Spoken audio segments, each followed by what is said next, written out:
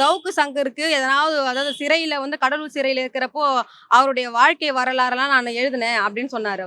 அவருக்குன்னு வாழ்க்கை வரலாறு என்னன்னு தெரியுங்களா? நான் கேள்விப்பட்ட வரைக்கும் அதாவது பத்திரிகையாளர் தமிழா பாண்டியன் ஐயா போன்றவர்களை என்கிட்ட சொல்லி உரையாடுறது பிரகாரம் பாத்தீங்கன்னா, சவுக்கு சங்கர் வந்து தன்னுடைய தந்தை மரணத்துல அதாவது பணியின் போது இறந்துட்டாரு. அந்த இறந்ததுனால குடும்பத்துல இருக்கக்கூட ஏதாவது ஒரு ஆண் மகனுக்கு வந்து பணியின் போது இறந்தாங்கன்னா காவல்துறையில அரசு பதவியில இருந்து இறந்து போனாங்கன்னா அந்த பணி கொடுப்பாங்க. அப்படி 10ஆம் கிளாஸ் மட்டும் படிச்ச சவுக்கு சங்கர் எந்த ஒரு திறமையும் கிடையாது, எந்த ஒரு அறிவும் கிடையாது, எந்த ஒரு தியாக மனப்பான்மையும் கிடையாது. இப்படி இருக்கிற சூழ்நிலையில உனக்கு உங்க அப்பாவுடைய பதவி உங்களுக்கு விஜிலன்ஸ் டிபார்ட்மெண்ட்ல கிடைச்சது. அந்த விஜிலன்ஸ் டிபார்ட்மெண்ட்ல அந்த பதவிக்கு அப்பாவுடைய மாண்பை காப்பாற்றணும், அப்பாவுடைய கௌரவத்தை காப்பாற்றணும், அந்த காவல்துறையில அது விஜிலன்ஸ் டிபார்ட்மெண்ட் லஞ்சம் ஊழலை ஒழிக்கணும்னு ஏதாவது ஒரு எண்ணம் இருந்துச்சா? இல்ல. அங்கேயே பணி நீக்கம் செய்யப்பட்டு வெளியே வந்தீங்க. ரெண்டாவது அதாவது குடும்ப வாழ்க்கையிலன்னு பாத்தீங்கன்னா, அதாவது இரண்டாவது மனைவி வந்து இன்னைக்கு வந்து ஒரு கை குழந்தைய வச்சுட்டு மாசம் 2000 ரூபாய் கேட்டு இன்னைக்கு ஜீவனாம்சம் கேட்டு போராடிட்டு இருக்காங்க. உன்னுடைய சொந்த வாழ்க்கையில உன் அருகதை அப்படி இருக்கு. யாருக்கு? நம்ம சவுக்கு அண்ணனுக்கு. உங்களுடைய வாழ்க்கையோட அருகதை இப்படி இருக்கிறப்ப நீங்க பெண்களை குறித்து இழிவா எந்த ஒரு ஆதாரமற்ற ஒரு இழிவான பேச்சை நீங்க பேசுறீங்கன்னா, அப்ப தொடர்ந்து நீங்க சவுக்கு சங்கருடைய வரலாறை பாத்தீங்கன்னா அவருடைய பேச்செல்லாம் யூடியூப் சேனல்ல பாருங்க. ஸ்ரீமதி அவங்களுடைய மரணத்துல அந்த பணத்தை தேர்த்திருப்பாரு. ரெண்டாவது வந்து இந்த கோயம்புத்தூர்ல தமிழ்நாட்டிலேயே முதல் பெண் ஓட்டுநர், அதுவும் இளம் பெண் ஓட்டுநரா பேர் வாங்கினா நம்ம ஷர்மிளா அந்த தங்கச்சியை வந்து அவ்வளோ இழிவா அந்த பாப்பா வந்து ஓட்டுநரா இருந்து அந்த வந்து விளம்பரம் தேர்னாங்க அப்படின்னு சொல்லி அப்படி ஒரு பெண்கள் குறித்து அவ்வளோ ஒரு அவதூறு பேசுறீங்க.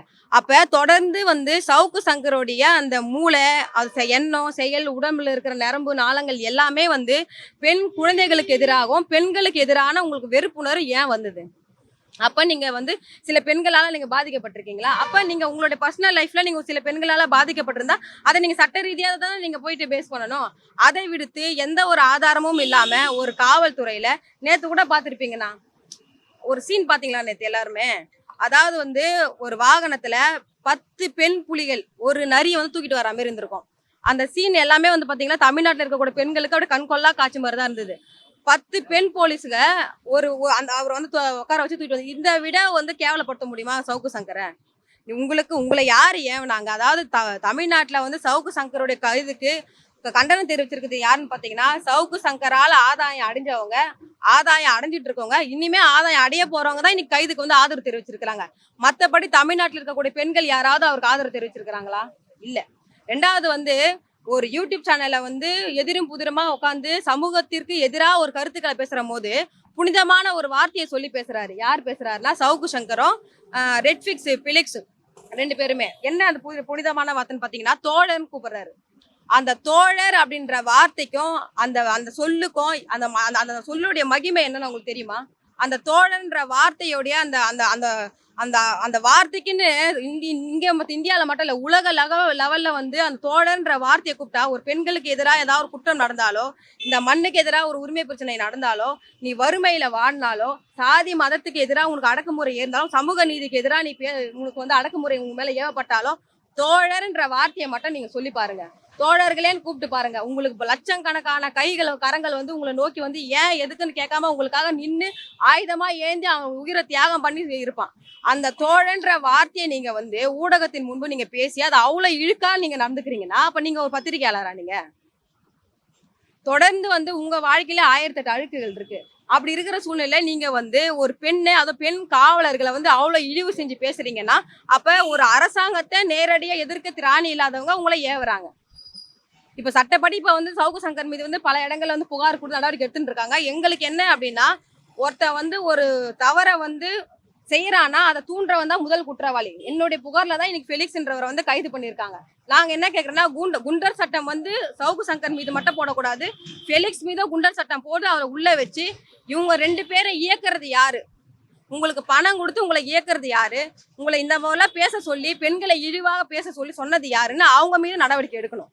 அப்படி பார்த்தா தமிழ்நாட்டுல வந்து 99% ஆண்கள் மேல புகார் கொடுத்துன்னு தான் இருக்கணும். ஏன்னு கேட்டீங்கன்னா, இன்னைக்கு சமூக வலைத்தளம்னு உருவாக்கப்பட்டு இருக்கிறப்ப, அந்த சமூக வலைத்தளங்கள்ல கமாண்ட் அதாவது கருத்துக்கள்ன்ற ஒரு இதுல பார்த்தீங்கன்னா வந்து அதிகமா வந்து பெண்களை இழிவு செஞ்சு, அவங்களோட தொழிலை கேவலப்படுத்தி, பொது வாழ்க்கையில இருக்கிற பெண்களை இழிவு செஞ்சு, அவங்க செய்யற அந்த அரசியல் போராட்டங்களை கேவலப்படுத்தி பேசுற ஆண்கள் இன்னைக்கு தமிழ்நாட்டுல நிறைய அதாவது இந்தியா முழுக்க இருக்கிறாங்க. அப்படி பார்த்தீங்கன்னா வந்து இன்னைக்கு நீங்க சொல்ற நபர்கள்லாம் வந்து அவங்க பேசின பேச்சுக்கு எல்லாருமே கண்டனம் நான் கூட கண்டனம் தெரிவிச்சேன். அதுல திமுகல ஒரு பேச்சாளர் பேசுனதுக்கு அவங்க கட்சியில இருந்து நீக்கினாங்க, சிறைப்படுத்தினாங்க, தண்டனை கொடுத்தாங்க தான். தண்டனை இல்லாமலாம் கிடையாது. சட்டம் கடுமையான நடவடிக்கை எடுக்குது. ஆனால் ஒரு பத்திரிக்கையாளர் அப்படின்னா, ஒரு பத்திரிக்கையாளர் வந்து நல்லது கெட்டதை வந்து இது சரி இது தவறுன்னு அதை ஒரு எடிட்டிங்ல வந்து கட் பண்ணி தானே அவங்க வந்து பதிவு செய்வாங்க. அப்ப நீங்க பத்திரிக்கையாளர்ன்ற போர்வையில வந்து நீங்க ஒரு அரசாங்கத்தை வந்து யாருக்கிட்டே ஏவல் துறையா நீங்க வந்து செயல்பட்டு பணத்தை வாங்கிக்கிட்டு நீங்க வந்து அரசாங்கத்தை இப்படி வந்து கேவலப்படுத்தணும்ன்ற அவசியம் என்ன? உங்களுக்கு என்ன அப்படி உங்களுக்கு ஒரு அவசியம் ஏற்பட்டிருக்கு? இது மக்கள் எல்லாரும் கேள்வியா கேட்கறாங்க இல்லையா? நேத்து கூட வந்து பெண் காவலர்களை அவ்வளவு இழிவா சொல்லி நீங்க பேசுறீங்க. சிறையில என்ன அடிக்கிறாங்க, என்ன கையை உடைச்சிட்டாங்க, அப்படி பண்ணிட்டாங்க, இப்படி பண்ணிட்டாங்க. சிறையை பொறுத்த நான்லாம் சிறை வாழ்க்கையை அனுபவிச்சுட்டு வந்தவன். சிறையை பொறுத்த வரைக்கும் ஃபுல்லா வந்து டாய்லெட்ல இருந்து அங்க அதாவது படுக்கிற இடம் எல்லாமே வந்து டைல்ஸ் போட்டு வச்சிருப்பாங்க. சாதாரண சின்ன டம்ளர்ல தண்ணி ஊத்துனா கூட நீங்க கால் வச்சுனா வழுக்கி கீழே தான் விடணும். முதல்ல சிறைக்குள்ள போனீங்கன்னாவே வந்து அதாவது இந்த கஞ்சா போதையில அடிமையானவங்க, போதைக்கு அடிமைப்பட்டவங்க எல்லாருமே வந்து உள்ள வந்து இந்த பீடிக்காக ஆசைப்படுவாங்க. அப்ப சவுக்கு சங்கர் அப்படி ஆசைப்பட்டிருப்பாரு, ஏதாவது வழுக்கி விழுந்திருப்பாரு, கை குறைஞ்சிருக்கலாம். நான் என்ன பொறுத்த வரைக்கும் சிறையில் இருக்கக்கூடிய ஜெயிலர்களும் அந்த சூப்பரண்டர் எல்லாருமே வந்து சிறையில் இருக்கக்கூடிய சிறைவாசிகளை பாதுகாப்பாக தான் அவங்க வச்சிருப்பாங்க. அதை மீறி வந்து இவர் வந்து பொய்யும் புரட்டாம அந்த அரசாங்கத்து மேல வந்து குற்றச்சாட்டை முன் வச்சு இவரை வந்து இது சீக்கிரமா வந்து இவங்க பிணையில வெளியே விட்டுருவாங்க, இவர் பேசின பேச்செல்லாம் வந்து நியாயப்படுத்தலான்றதுக்காக பேசுறாரு.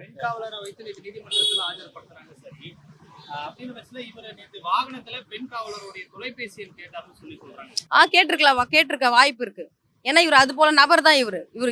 இவர் வந்து பாத்தீங்கன்னா இவருக்கு திருமணம் வந்து 3 திருமணம் ஆயிருக்கு. அதுல 2வது திருமணம் ஆகி தன்னுடைய குழந்தைக்கு அவங்களுக்கு ஜீவனாம்சம் காட்டி இன்னைக்கும் போராடிட்டு இருக்காங்க. நீங்க அந்த உன் பெத்த குழந்தைய உன்னால பாதுகாக்க முடியுதா? உன் பெத்த குழந்தைய உன்னால பாதுகாக்கிறதுக்கு துப்பில்ல வக்கில்ல. நீ பெண்களுடைய பாதுகாப்பை பத்தி நீ எப்படி ஊடகத்துல பேச முடியும்? நீங்க